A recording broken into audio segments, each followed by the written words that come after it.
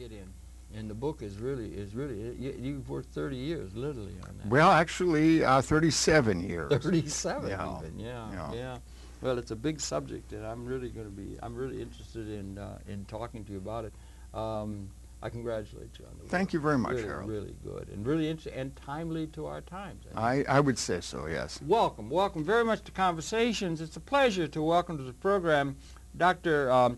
Thomas McEvilley. He's a scholar. He lectures at Rice University, lives a great deal of the time here in New York City, and he's been involved in philology and also in art. And he has a book that's out recently, relatively recently, which, as you just informed me, encompasses maybe 37 years of continuous research in this area. That's correct. An extremely interesting book that we want to let you see now, and it's called The Shape of Ancient Thought. And what's the subtitle, Thomas? Comparative Studies in Greek and Indian Philosophies. See, that's really interesting, the comparison between the East and the West, yes, in a certain sense. Right. And I wanted to just, maybe not parenthetically, but interesting, because he's got interest in art. There's another book that's out. These are both by Allworth Press here in New York City. And this one is called Sculpture, what now? Sculpture in the Age of Doubt. Sculpture in the Age of Doubt. So you're interested in sculpture. And he's written on that, so I just want to let people take a look at that. That's also out in the bookstores now. And Thomas, welcome very much to Conversation Manhattan Network. Thank you, Harold. Pleasure to be here. It's a great pleasure to welcome. I saw you on a television program just recently and was very happy to be able to put this together. We want to talk about the connections between ancient Greek and Indian cultures and that sort of thing. But I wonder, maybe you could you share a little of your own background, where you were born and raised, educated, that sort of thing? Sure. And then we can get on to some of the content of the book and its implications to the contemporary scene, perhaps. Good idea. I was born in Cincinnati, Ohio in 1939, about 2 months before the official beginning of World War II. Ah. And went to various universities, first Harvard, then the University of Washington in Seattle, and then I got my PhD at the University of Cincinnati in 1968 in classical philology. That is a specialization in Greek language and literature. Philology is a really interesting subject, isn't it? It's fascinating. It's a classical part of the curriculum in Europe, hasn't it been, philology, back in the 17th, 18th century? Right. I think some people might not know. Philology is exactly well, what? philology is it involves the knowledge of foreign languages. But in particular, philology is a way of analyzing texts which try to break them down into parts and find the cracks and gaps that reveal the seams where they were put together, so that if you're dealing with ancient and traditional texts tended to build up over a period of generations with different parts being edited in later. This is how the Bible came into existence. This is how most ancient texts, the most extensive ancient texts that we have came into existence. They accumulated over a series of generations. Studies of the ancient Bible is part of philology, is a philological exercise? Oh, absolutely. Yeah, absolutely. Okay. But in particular, my specialty was Hellenic philology, that is to say ancient Greek philology. Right. So it was a matter of studying ancient Greek texts and attempting to break them down into their constituents and see the forces that went into them to make them up. I see. So philology is kind of an analytical and critical approach to text, where you don't just accept the text as a given and believe the way it presents itself. You are always skeptical. You know, Nietzsche, the German philosopher Nietzsche, was a Greek philologist by profession. Didn't know, okay. And there was much more of a field back in the 19th century. It was a thriving It was part field, of the basic educational thing. It was considered a major humanistic science. And Nietzsche defined philology, and I think The Twilight of the Gods, as the ability to detect falsehood.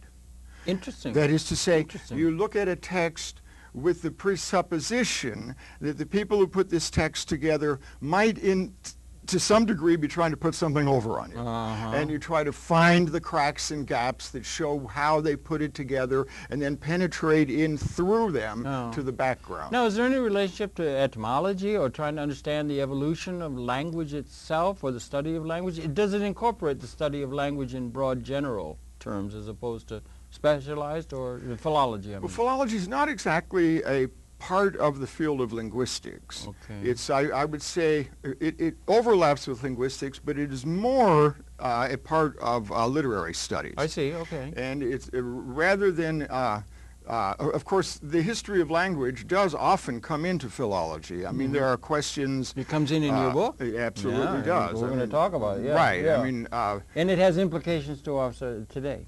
oh, absolutely. Yeah, I mean, it's at least the general theme of my book, which tends to dissolve the traditional barriers between Eastern and Western cultures and forms of civilization. Not a small matter. Not a small matter at all, and also extremely relevant today. Absolutely. When at this very moment there's so much tremendous friction between East and West. Yeah, and particularly as you look at what these neocons are going with a Platonic view of the world that sets us kind of a pattern. Well, anyway, we can get into that later. Right. But this idea of the that's really interesting. You also have a degree, I guess, or interest in art. So did the two go together? Did you do art? Were you artist, or were you history of art? Or? I really got into writing about art. And sculpture, huh?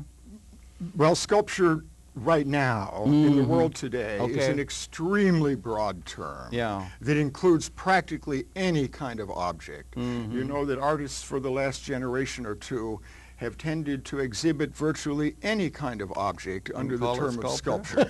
Yes. So sculpture has become a term of great breadth. The sculptural's rock. Yeah, I mean, really, really in the cultural context that we've been in for the last generation or so, any object can be regarded as a sculpture.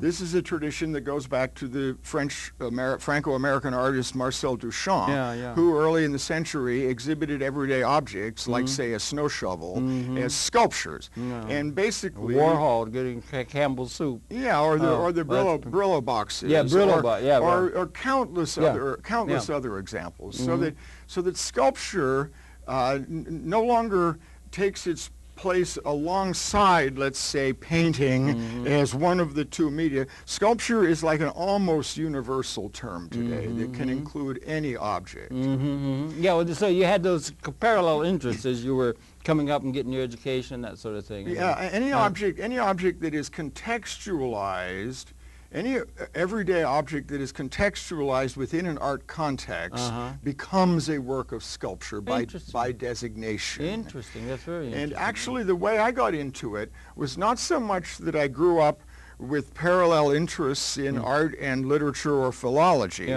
It was that I had friends who were artists. And when I began teaching, friends such as James Lee Byers and Eric Orr, close friends who were artists, asked me to write about their work. And at first I was skeptical because that wasn't really my field. But I acceded to their requests, and I wrote articles about their work, which were published in Art Forum magazine in 1981 and 82. And from then on, it just kind of snowballed, and I kept getting more and more requests, and I was drawn increasingly into the field of contemporary art. But during these years, perhaps 20 years, when I've been professionally engaged primarily in the field of contemporary art, I maintained my commitment to philological work, and I continued to work on this massive book. This is, ladies and gentlemen, a tour de force. It is a tour de force, and it's a major work. Let them know. I mean, that's me saying that now. Well, I thank you. As a layman, who's read it with great, it's beautifully written and so forth. Thank you very much. I certainly devoted the time, more time. I've written a lot of books. Yes, I can see. But this is the book that I've devoted more time and effort to than any other by far. Well, you got 37 years behind this because you've had that interest all along. Of course, I didn't work on it continuously for that 37 years. No, but maybe you could go into a little bit of that as relates to what's in the book, because you've actually studied Sanskrit, and you've maybe some of that. Well, that's the thing. In the book, I tell a little bit of this personal background, that when I was in graduate school at the University of Washington in 1964, it came to my attention that there were certain striking parallels between ancient Greek thought and ancient Indian thought. For example, the doctrine of reincarnationism was found in both places in almost identical forms down to details, whereas it's not found anywhere else in the world in exactly that form. Wait a minute. The Greeks' reincarnation is part of the Greco tradition? This is something. But we don't have that in our religious tradition up till now. One of the things that differentiates the West from the East is a differentiation. Well, set me straight. It wasn't in antiquity. Okay. But it is now.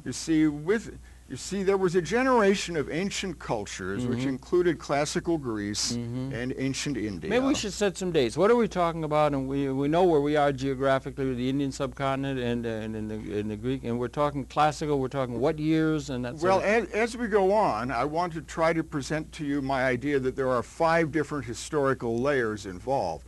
But of this cultural interchange. This cultural interchange. Okay. But the key period is about 600 BC to about 2 to 300 AD. In other words, a period of almost a millennium where there was periodic interchange between Greek and Indian traditions of philosophy, which left pronounced imprints on both of them. Including Pericles and that whole era. Including that, absolutely. Yeah, right. Absolutely.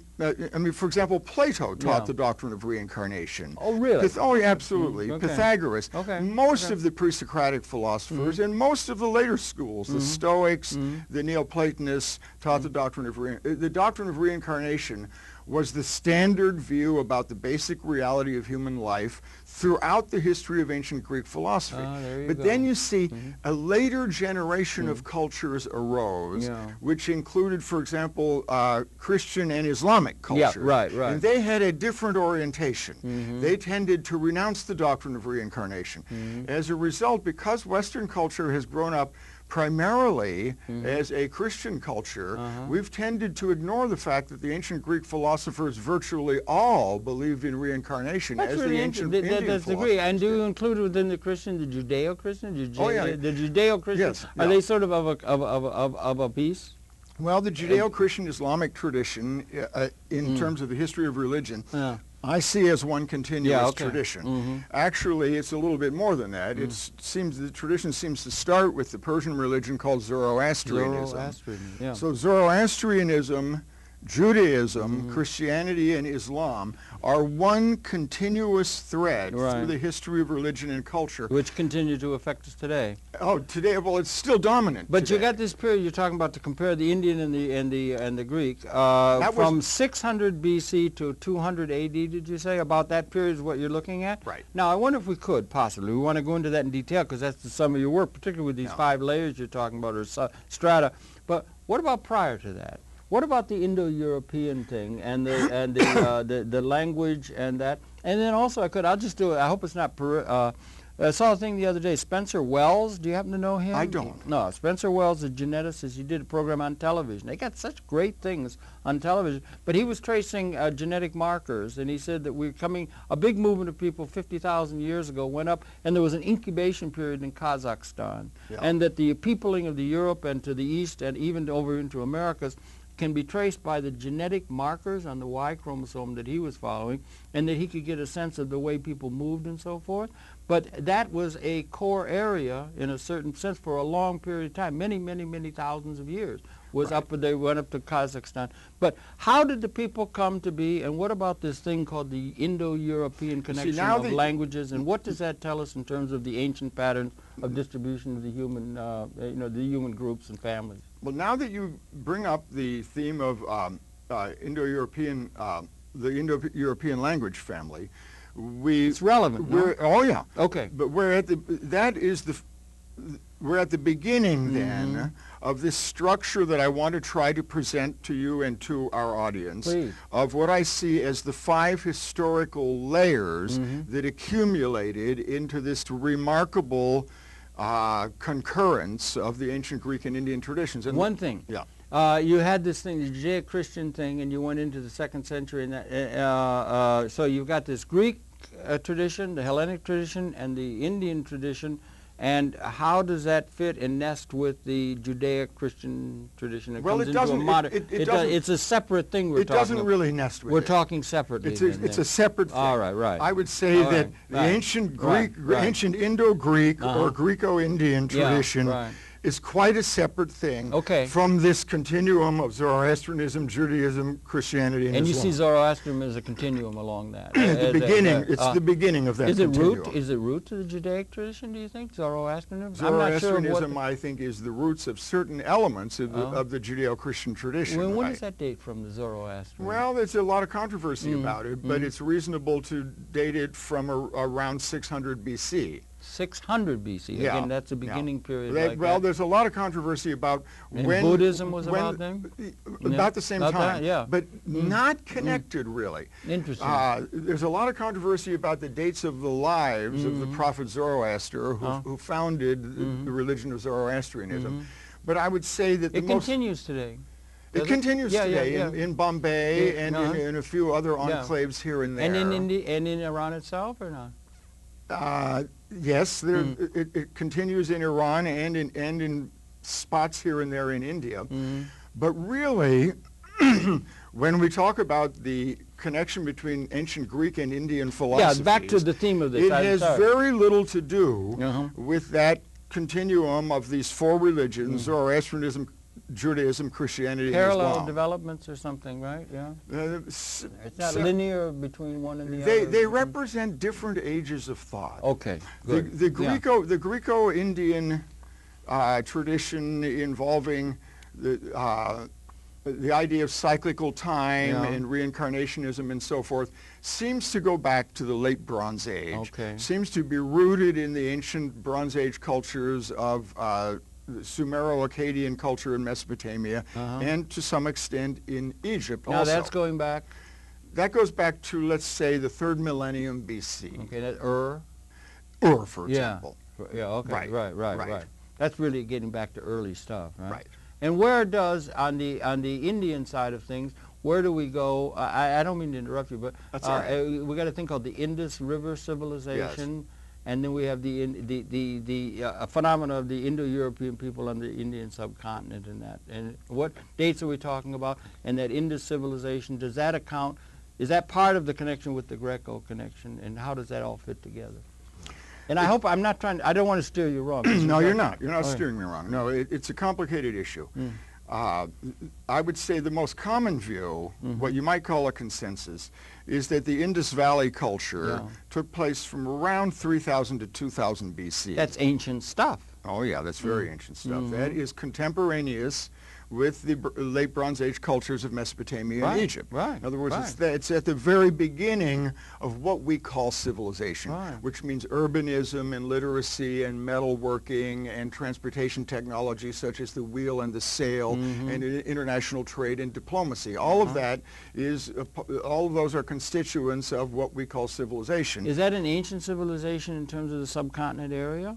I mean, were there other areas down in what is now Delhi or down in other parts of the subcontinent that were contemporaneous with the Indus River civilization? Well, they were, which is now in what is Pakistan. Yeah, right. But there of course were other cultural centers that were contemporaneous with the Indus Valley, but they were not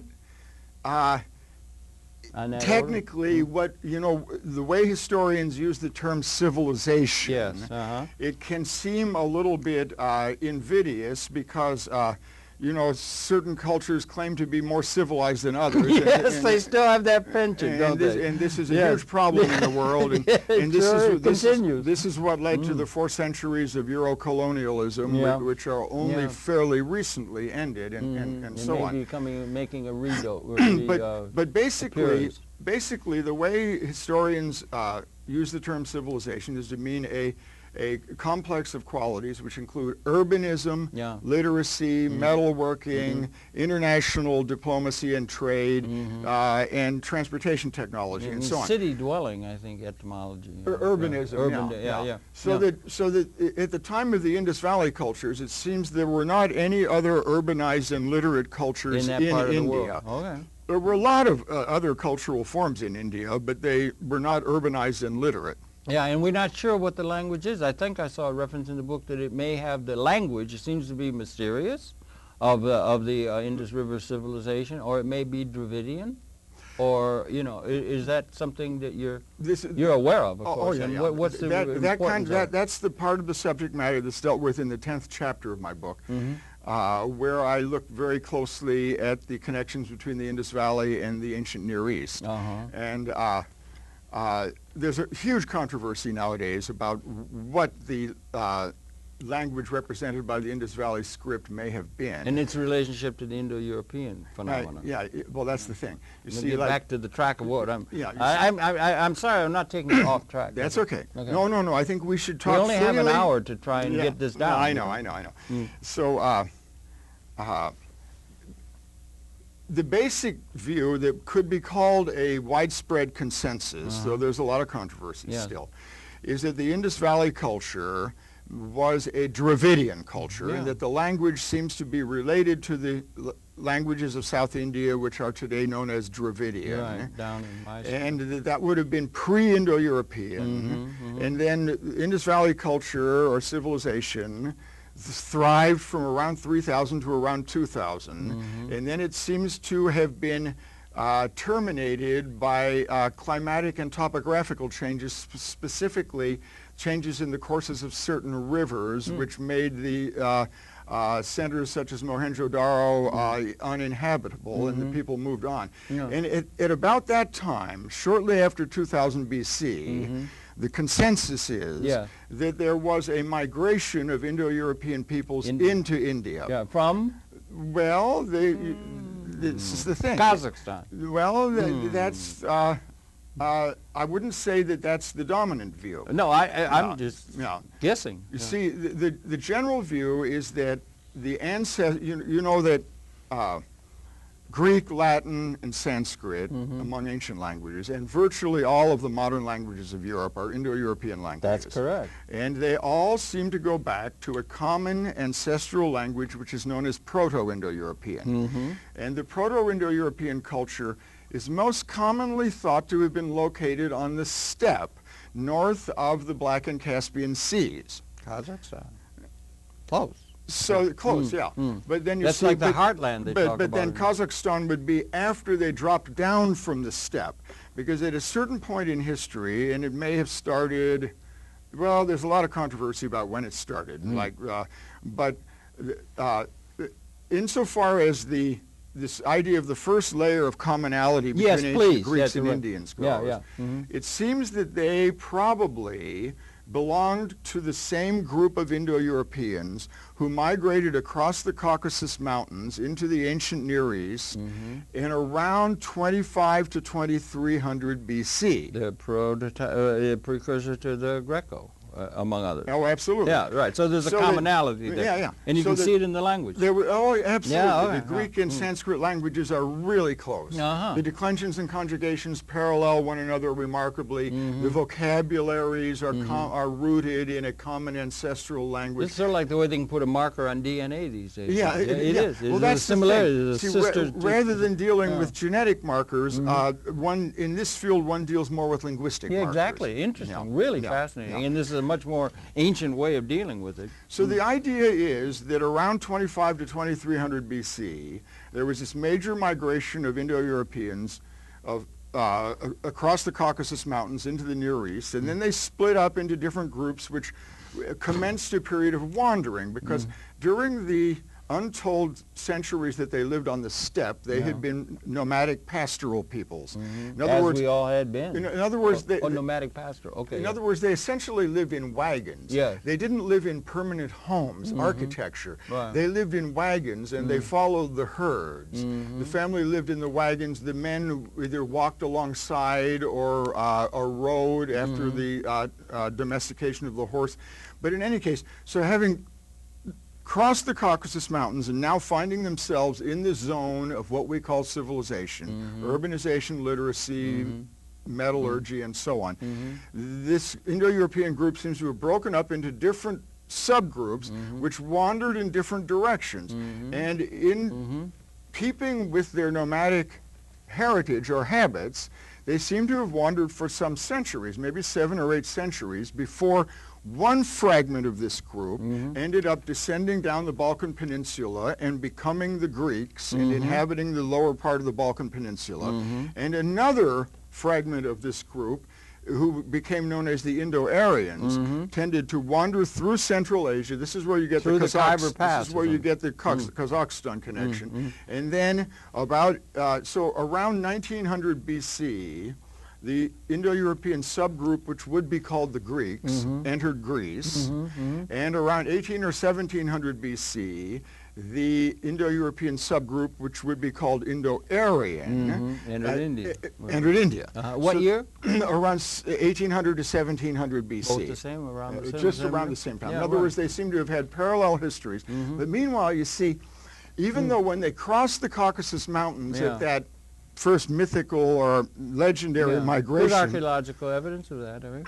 Of those movements? It's mostly linguistic evidence. Oh, really? Okay. There is archaeological evidence. There's a lot of controversy about it because if you don't have the language, you can't be sure you're dealing with an Indo-European site. The great archaeologist Maria Gimbutas, for example, has identified what she calls the Barrow cultures of Old Europe in the 5th millennium BC as Indo-European. Where?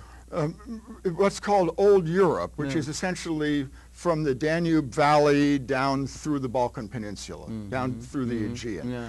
But there's a lot of controversy about whether those really were Indo-European speaking peoples because they were pre-literate, so there's no telling what language they spoke. But they really, I've got this literacy thing studied down. I mean, they really, it's really an interesting science. And I found a thing where they, because they came over here into the New World about 13,000 years ago, I think, when they crossed into the new. And this fellow Spencer, he said that he figured it out from the DNA.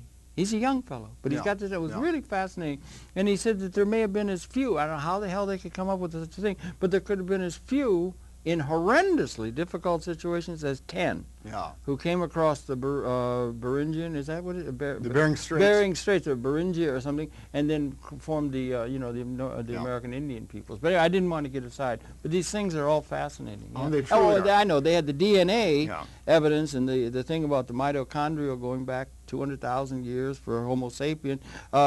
They had an overlay in Scientific American one time of linguistic evidence, and they fit together to get a sort of a big grid pattern of the development of Homo sapiens. But I didn't want to take you aside. These ancient mysteries are just beginning to be unraveled, really. Yeah.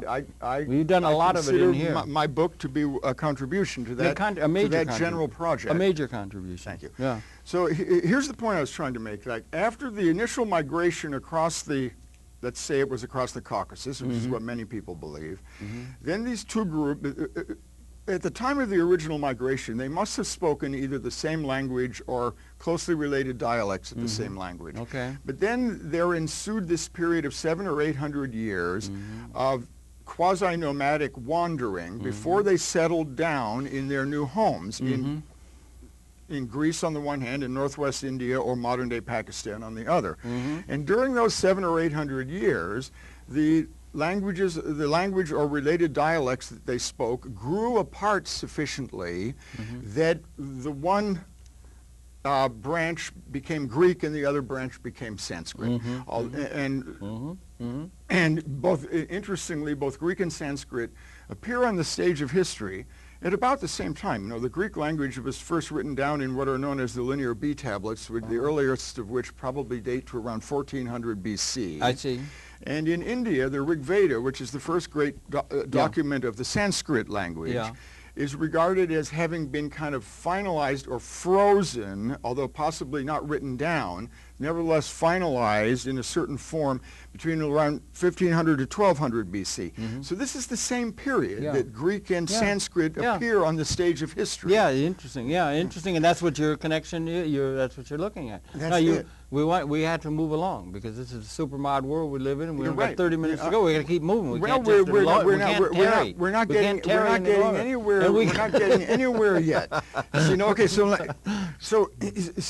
The idea is that the fact that these two cultures were both rooted in Indo-European linguistic way, and there's this famous idea that your language, to a certain extent, dictates the way you think and feel. I think it has something to say. Well, you would think about, you would know about this. Yeah, I think there's no doubt. So then, the fact, for example, that Indo-European languages place a very heavy emphasis on the noun could lead to a situation where peoples who spoke those languages tended to think that things had real boundaries and definitions. Right. Right. So, okay, so that's the first layer. Bucky Fuller once wrote a book, I seem to be a verb. That book. It seemed to be a verb. Exactly. Yeah, there's meaning in that. Whereas the more a more rigid and less flowing approach to cultural reality than Fuller had, whom I knew him a little bit too, by the way. Oh, you did? Someone with a more flowing and flux-oriented approach would think of himself as a verb rather than as a noun. Because a noun suggests an idea of a fixed identity that doesn't change over And that has meaning in terms of cultural identity that you study from philology in terms of the Greek. So I'm going to try to rush on to the second layer here, because we're not even really to the beginning of the real content of my book yet. Okay, sorry. So I'll try and just let you go ahead. So that after these it's also interesting. I know, it's so fascinating. We should have several hours. But after these two groups separated after the migration down from the steppe, both of them seem to have spent a significant amount of time in the ancient Near East, where they picked up significant influence from especially from ancient Mesopotamian culture. Okay.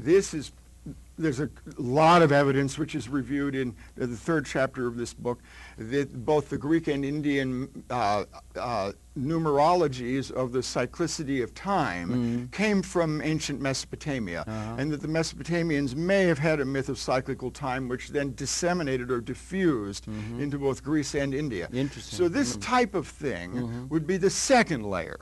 First there was their Indo-European origin, then there was a common origin. Common origin. Then there was a period when they were separate, but both were being influenced by ancient Near Eastern cultures of the ancient Bronze Age. Yes. And then, now if we get on to the real topic of the book, okay, fine. we come to the third layer. And the third layer of these 5 layers of commonality between these two monumentally great ancient cultures was in the what years are we talking about? We're talking about the 6th century BC. All right. This was the Persian Empire. Yeah. This was the Persian Empire. Now you see, in the 6th century BC, both East Greece, that is what is today the Aegean coast of Turkey, but it then was a part of ancient Greece, and the cities of East Greece, such as Miletus, were the cities where pre-Socratic philosophy originated in the 6th century BC. Okay. In the 6th century BC, East Greece was conquered by the Persian Empire and brought into it, and in the same century, northwest India, where many important elements of Indian philosophy originated, was conquered by the Persian Empire and brought into it. So in other words, here is the key. From 545 to 490 BC, both Greece and India were parts of the same polity. They existed under the same government, the government of the Persian Empire.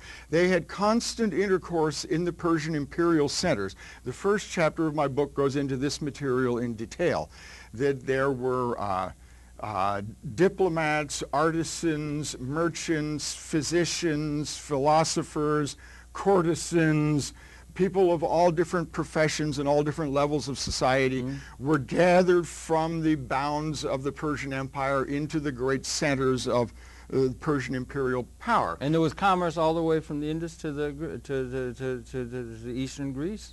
Not at that time. No. Probably not at that time. That comes in the next layer, the fourth layer. Yeah. But in the third layer, you see, this is the period.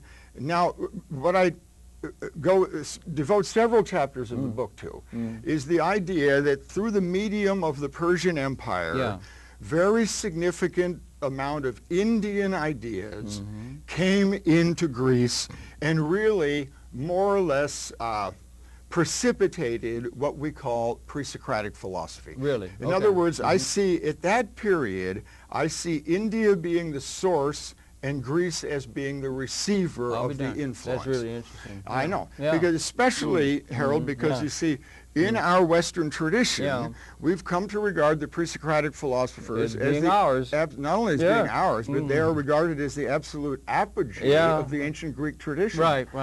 The study of the pre-Socratic philosophers carries more prestige in the field of the classics than any other field. Is that a more fact, than Plato, more than Aristotle, Really? more than the tragedians or historians. The pre-Socratic philosophers are the apogee. They are regarded as the absolute origin of Western civilization. Do you think the neocons have picked up on that now? I think they have, but what they haven't picked up on and are not likely to pick up on is It came from India. Yeah, right, exactly. Is that surprise? Is that very significant elements of pre-Socratic philosophy, what I think you would have to call the main elements of it, seem to have been diffused from India in the 6th century BC by way of the Persian Empire. You really think that's solid? You think your evidence for that is solid? And is it accepted generally, or not what? Accepted You generally. get somebody like Leo Strauss and everything's loaded and that kind of thing, and they've got a big commitment to this idea of a core set of values that are really going to be brought to all the world and ours, that we will bring to the world. And there's a certain kind of non-dialectic quality to the understanding of the world situation, you know, that all of these things are directly connected to that, aren't they, or are they? Due to the situation that we've been left in by the colonial era, it has been very hard for Western scholars to accept the idea that pre-Socratic philosophy was in large part disseminated from India.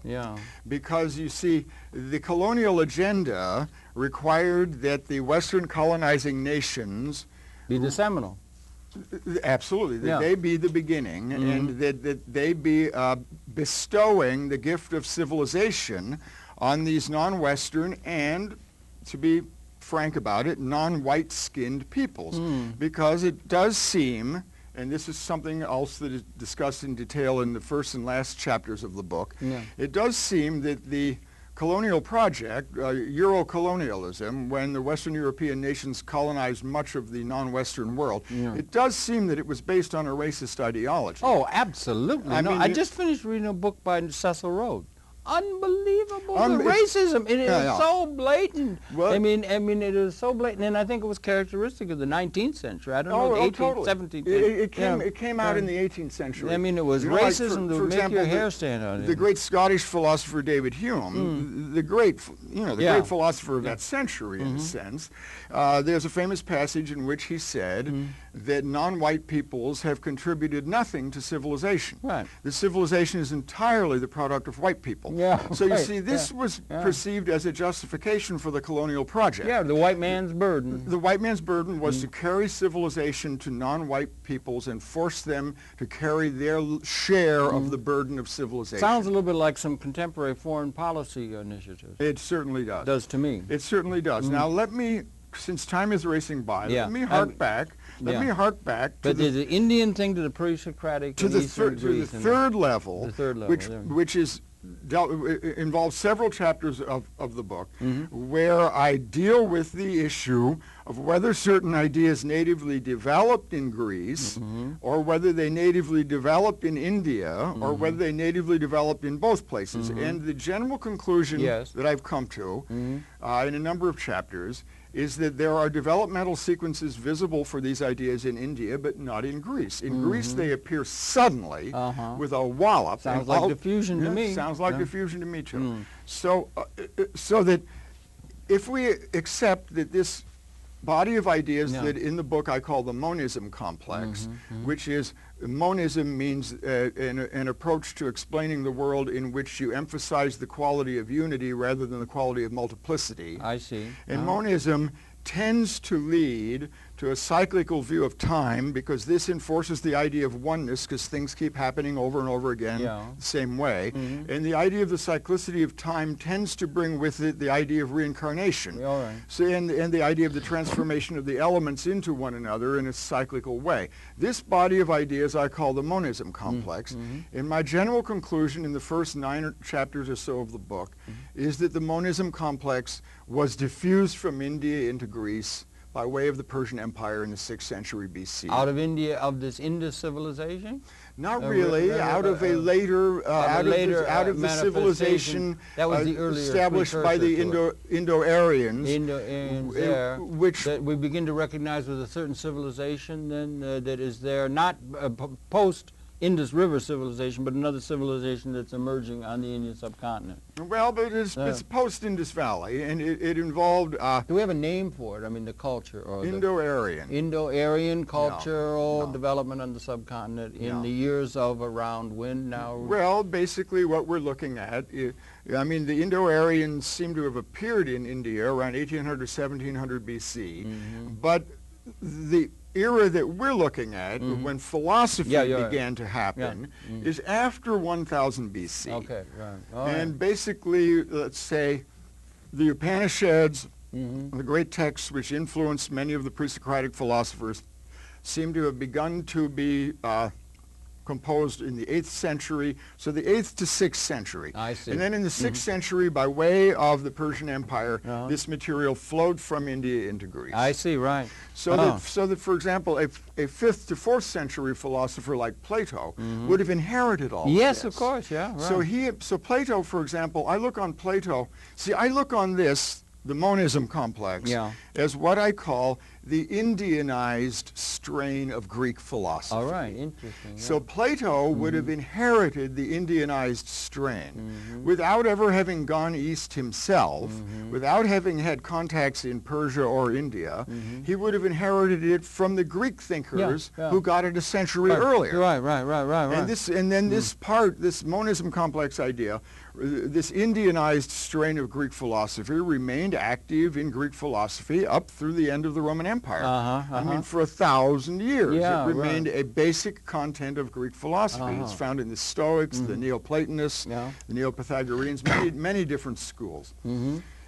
So that okay. So that go ahead. Well, if we you had these 5 things you were going to try, and that's it. Now the third. Not yet. We're at the third one. We got 15 minutes to go. Okay. The 4th one then is the Alexandrian Empire. Okay. When starting in around 330 BC. The Macedonian-led Greek coalition conquered the Persian Empire. And they went into northwest India, that area that the Indo-Aryans... Bactria? And Bactria, which is more or less modern-day Afghanistan. Yes, And the Greeks left something like 40 colonies in Bactria and northwest India. They were settler colonies, exactly. These were colonies that were meant to last. The people converted to local religions, mostly Buddhism, because it doesn't observe the caste system, so you're at no disadvantage coming into it from the outside. Greeks became very prominent in Buddhism. Greeks became very prominent in the development of Buddhism. There's a lot about this in the book. So that after the Alexandrian conquest, we had this situation where there were Greek cities in Bactria and northwest India, some of which seem to have lasted for as long as maybe 400 years. And they were parts of the Indian community at the same time that they maintained contact with the Eastern Mediterranean and with their Greek roots. So that at this time there would have been a second major period of intercourse. I mean, it seemed likely that there were, for example, in these Greek settler colonies in Bactria, northwest India, that there were Greek schools of philosophy, where philosophers of various persuasions would come out to find employment, and at a slightly later period, certain of the Greek philosophical schools became missionary in their intent, like the Epicureans. The Epicureans felt that it was their responsibility to take their philosophy to outsiders whom they called barbarians. So they aggressively... Barbar. Yeah. Can't remember barbar. Well, go ahead. Barbar was regarded as a kind of a nonsense syllable that suggested the way people who didn't speak Greek spoke. That's the barbarians.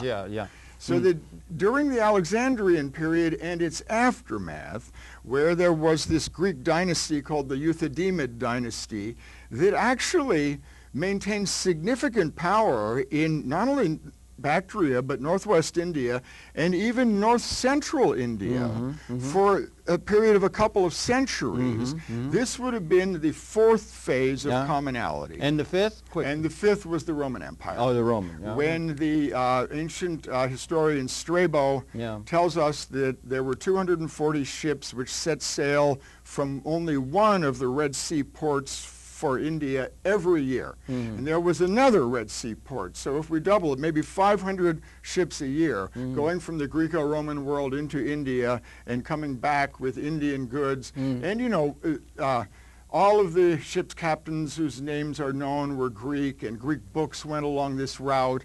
And at this period, this is the period, you see, the Alexandrian and Roman period, the fourth and fifth layers of this layering were the period when, according to my analysis, when the general shape of the diffusion experience reversed. In the third phase, the phase of the Persian Empire, the pre-Socratics and so on, the general direction of diffusion seems to have been from India into the Greek world.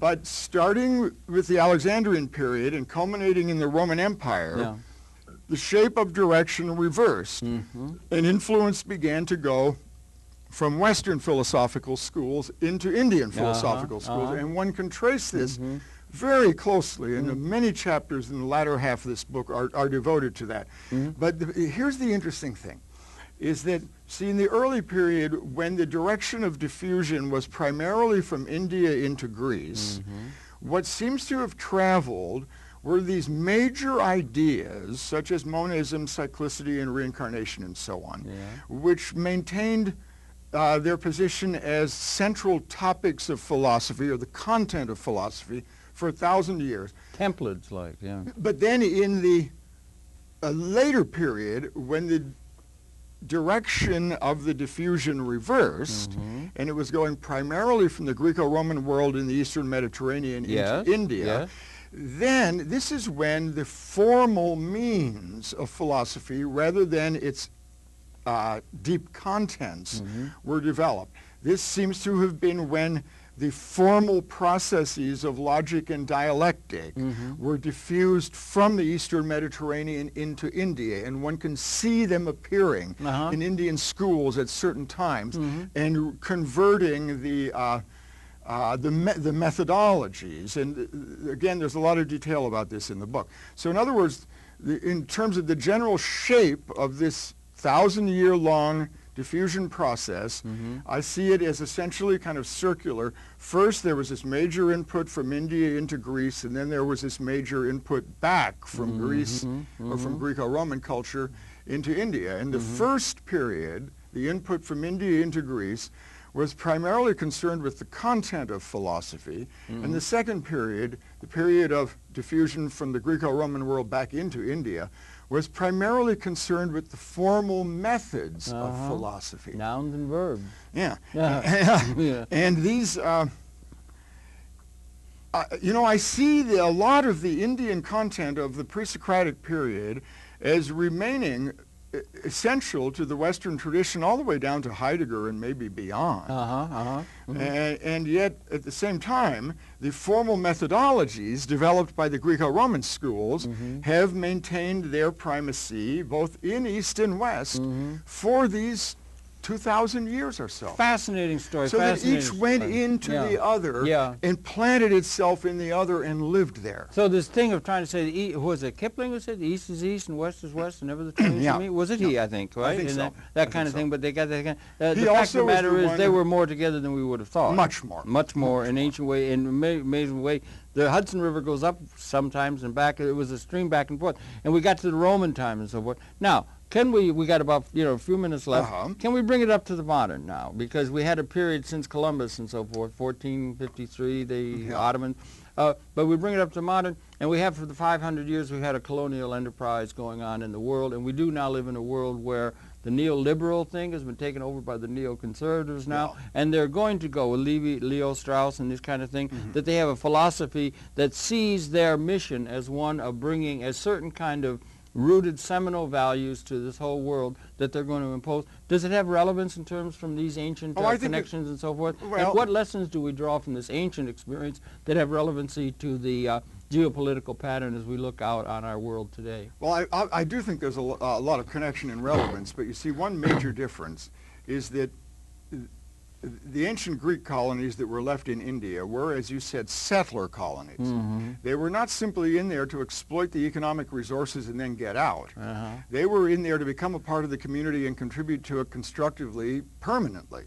Whereas the British Empire had The Spanish. And yeah, sure. The Portuguese. They all had a contempt for the idea of going native. Mm-hmm. In other words, they were anti-assimilation. Absolutely. Whereas the Greeks went native. Mm-hmm. The Greeks, when they settled in That's colonies in northwest India, they converted to Buddhism. As a matter of fact, Mm-hmm. several of the great teachers of ancient Buddhism who were responsible for converting tens of thousands of people were Greeks, actually right. Greek teachers. Right.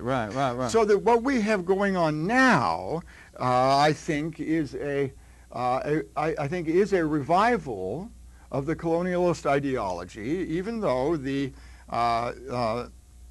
Bush administration keeps saying that they respect Islam and so on, and that they regard it as a religion and a culture of peace and civilization and so on.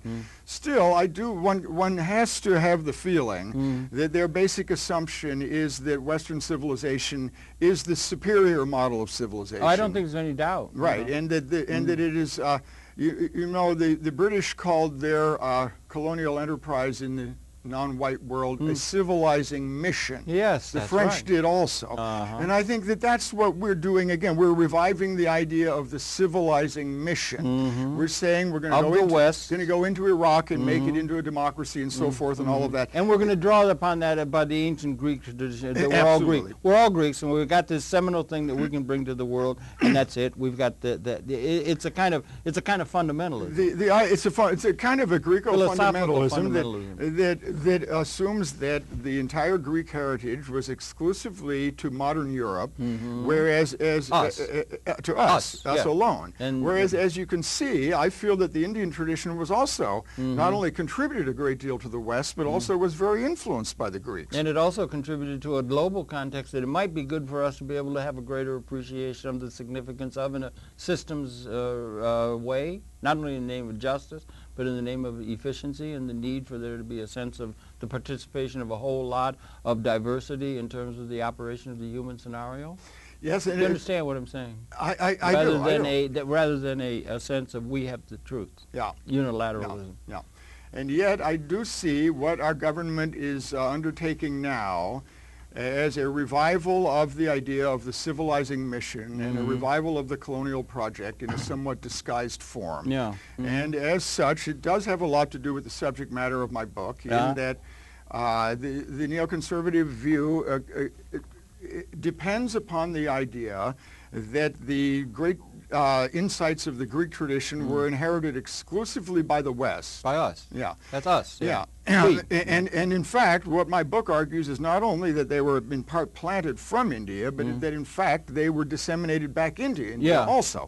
So that this idea that we are in a position where we are morally justified in launching so-called civilizing missions into the non-white world seems to me highly questionable historically. Yeah, in certain not words, just ethically, but historically. I understand. Well, I would say even in I don't want to carry it into economics and that kind of thing, but into just inefficiency or something like that, or in systems terms, it just doesn't resonate with what's needed. It's too fundamentalist. Yeah. I mean, we have market fundamentalism is one thing. That's another thing that's beginning to influence it. But to lay upon it this idea that you have an ethic that grows out of some sort of inherently to us only kind of view of the world. We use the term very usually democracy. Yeah. We use the term that really is a very complex kind of a mixture of different kinds of influence and so forth, and it's got a certain kind of arrogance to it that I think probably has something to do at a certain level with people who are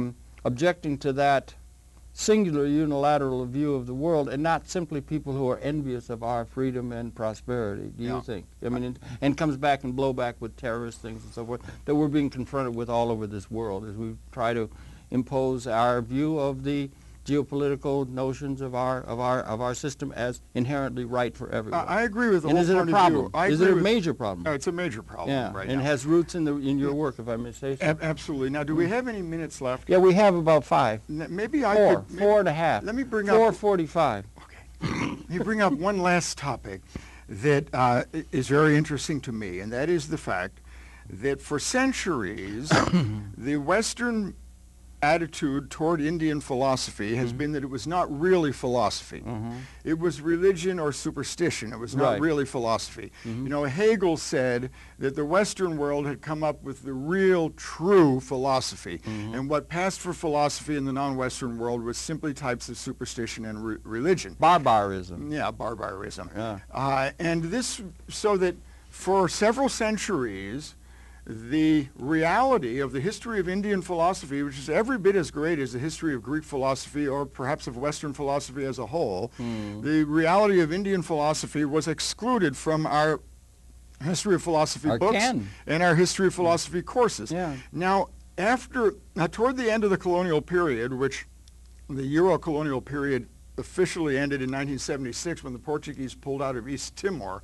Anyway, starting in the 60s, the historians of philosophy began to give increasingly recognition to Indian philosophy. There was a period in the 60s and 70s when a book about the history of philosophy might have one chapter on Indian philosophy. You know, there'd be a chapter on Descartes as an individual, but then one chapter on the whole of Indian philosophy. Right. But recently, I've noticed that in books which attempt to comprehensively present the history of philosophy throughout the entire world, globally, there's much more attention being given to Indian thought. That's encouraging. That's encouraging. And that's international. That's international, and nowadays, in books of that sort, Indian philosophy is given at least as much room as Greek philosophy is given. It really, and sometimes it's given more, which it should be, because the body of texts is much greater. All right, that's good, and that's part of the reality, as it were. That's part of the reality, and that's a very nice kind of template for us to write on. In your book, it seems to me, The Shape of Ancient Thought, and let me show people that again, okay? Here it is, the way it looks in the bookstore. It's been out about a year or so? Or about a year, yeah. About a year now. You'll see it's produced by Allworth Press, and it's allworth.org, I guess, on the net. Well, it's in a lot of bookstores, but if it's not in your local bookstore, you can always contact Allworth Press. That's right, at Allworth. Or Amazon.com. Or Amazon.com under the name of Thomas. They actually have a handsome discount on it. All right, and that's by Dr. Thomas McEvilley, who has been our pleasure to present as our guest tonight. Thomas, thanks Harold, for coming in, my pleasure. trying to scratch the surface, putting up with my layman's questions, but it's an extremely important book that gets at the roots of understanding not only the ancient world in an intellectual sense, but also the implications of that to the modern world. We thank you very much for that and for coming in, and we really appreciate your coming in. Thank you very much. My pleasure. I'm glad you called me, Harold. Not at all. Your pleasure to have had his perception. We invite you to come back again next week. One more time, Thomas. Thanks very much for coming in and for the marvelous work. Thank you. See you next week. So it really is good. I'm looking forward to reading it. I haven't had it's a big book. It's huge. Another big fat tome, huh, yes, Mr. huge. Gibbon? Yeah. No, but it's a lot of work goes into it. It's a work of love. You've been really engaged in this. I never expected to make a cent off of it. Yeah, and I probably never will. And yet it remained a continuous thread of my life for 37 years. And now it's come to a fruition at a time. It seems particularly important now. It does. I brought this appropriate at this moment that it should come out. To me. So you did something right, you see. Thanks. McEvilley, you're going to get everything that's coming to you. Well, perhaps we all are. Perhaps we all are. But anyway, it's a very interesting book. It's recommended by all, and I really thank you for the work that went into doing it and putting it together. Really important subject, and I'm glad about the sculpture thing. I want to try. I am too. I want to try and see if I can't get you together with David. I'd love to. Have you ever seen his books he's done? I don't know. Oh, he's done the books on sculpture. Marvelously beautiful photography. He's a leading photographer of sculpture. Yeah.